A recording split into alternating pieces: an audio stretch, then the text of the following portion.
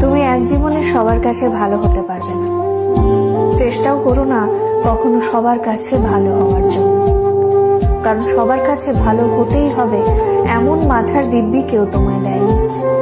আর তুমি বেঁচে আছো তোমার নিজস্বতায়।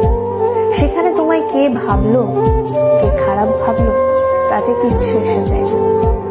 দিন শেষে নিজের জন্য নিজেকেই থাকতে হয়, অন্য কেউ তোমার জন্য থাকে না, থাকেনি কখনো, আর থাকবেও না। কারোর কাছে তুমি ভালো, ভীষণ ভালো, আবার সেই তুমি কারোর কাছে খুব খারাপ, জঘন্য একজন মানুষ। সেটা কেমন করে হয়? প্রশ্নটা মনের মধ্যে আসতেই পারে।